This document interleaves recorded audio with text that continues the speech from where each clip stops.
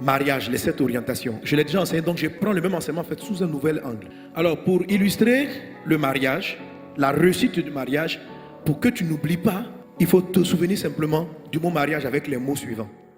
Amen. Vois le M de mariage comme signifiant quoi? Maturité. Et souviens-toi que Dieu marie. Ça veut dire que Dieu prend le contrôle réellement des mariages lorsque l'homme et la femme sont mûrs. Immature pour entrer dans un mariage, c'est une source à problème. Une source de problème.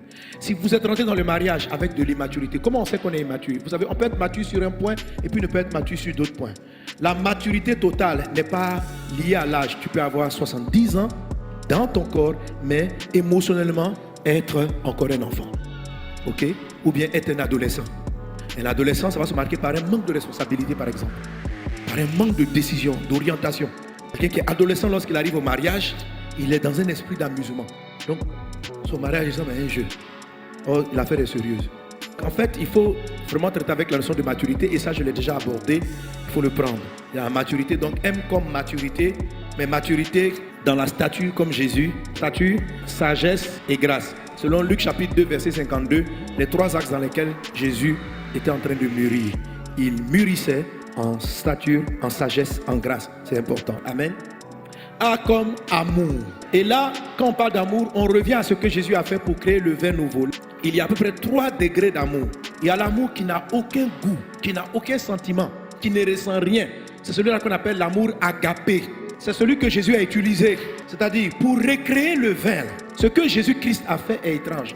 Depuis l'Ancien Testament, même jusqu'au temps de Jésus, chaque fois qu'un aliment était en déficit, il en manquait. Jésus utilisait la matière de l'aliment de base pour recréer l'aliment. Pour avoir beaucoup de pain, Jésus n'a pas utilisé des raisins. Il a pris du pain, il a rendu grâce et Dieu a multiplié du pain. Les poissons, il n'a pas utilisé des poulets. Il a pris du pain, il a rendu grâce, c'est beaucoup de poulets qui sont venus. Quand vous repartez dans l'Ancien Testament, avec les histoires d'Élie, d'Élisée, vous voyez la même chose. On avait besoin de farine, on est parti d'un peu de farine pour en produire en plus grande quantité.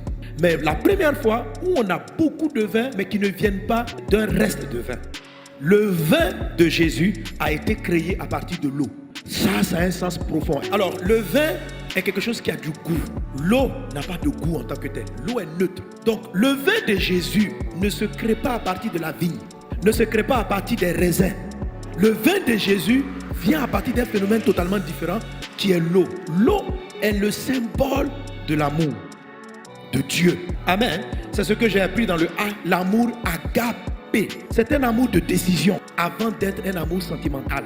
Et je vais vous expliquer cela longuement. Le jour où tu as choisi la femme que tu dois marier, tu as choisi l'homme que tu dois marier, tu ne dois plus te fier à tes sens. Ce n'est pas parce que tu ressens que tu vas dire je te serai fidèle jusqu'à la fin de nos jours. Faut pas prendre une décision sur tes émotions. Ça ne tiendra pas. La fin de tes jours ne va même pas arriver que tu seras prêt à l'abandonner. Pourquoi? Parce que tes sentiments sont partis chez Gasparette. Donc tu vas aller dire à Gasparette, parce que tu es en train de faire ton deuxième mariage à Gasparette, je te serai fidèle, je t'appartiens jusqu'au retour. Jésus n'est même pas en route de revenir même, que tu l'as déjà laissé. Frère, arrête ça. Quand on dit je te serai fidèle, je t'aimerai, ça n'a rien à voir avec le sentiment. C'est une décision qu'on prend. Donc c'est comme de l'eau. Tu n'as pas besoin de sentir quelque chose.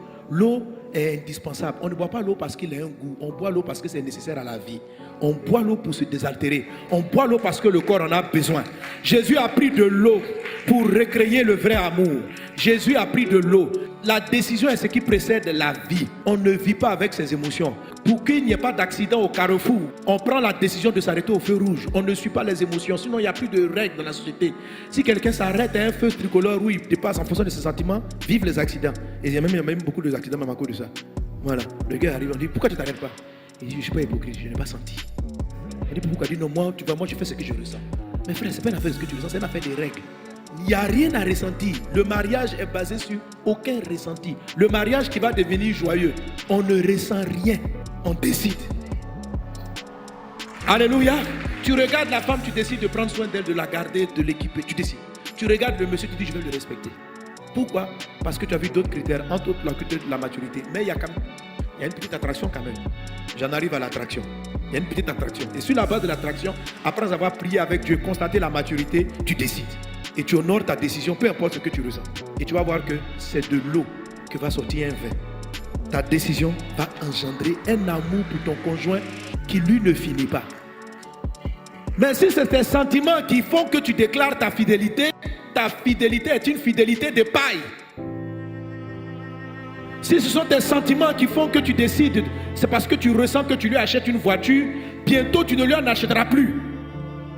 Si tu offres des vacances à ta femme parce que tu ressens, il ne faut pas lui offrir parce que tu ressens, il faut lui offrir parce que tu as décidé. Tu n'as rien à sentir ici. Arrête de nous fatiguer. Je sens. Quel sentir? On dit chérie, on va en vacances. Je ne sens pas. On s'en fout de ta sensation. On s'en fout de ta sensation. Arrêtez de nous fatiguer. C'est toi qui as créé le mariage. Dieu dit on ne ressent rien, toi tu n'as qu'à ressentir. Le sentiment là, c'est Dieu qui l'a créé. Quand tu commences par ce qui n'a pas de goût, l'eau, le vin vient après. Et quand le vin arrive, quand tu le goûtes, tu dis waouh. C'est-à-dire l'amour que tu vas avoir pour la femme que tu as décidé d'aimer, le respect que tu vas avoir pour le mari, les textos que vous allez vous envoyer pour la personne, sur la base de la décision, ça monte. Donc il est quelquefois indispensable que lorsque vous êtes trop attaché au sentiment, que Dieu laisse votre amour finir d'abord. Parce qu'il y a des gens, leur vin ne veut pas bien finir. Donc Jésus attend seulement. Donc les gens font tout pour conserver le reste. Il dit Seigneur, sauve notre couple, sauve notre couple. Il dit je ne vais pas sauver, je vais créer un nouveau couple. Je vais engendrer quelque chose de nouveau. Il dit mais pourquoi? Il dit parce que le fondement est mal. Tu as marié cette dame-là parce que tu étais émerveillé par sa forme physique. Maintenant tu as vu l'âge en train d'avancer, elle a commencé à maigrir. Sa poitrine est tombée, on fait comment?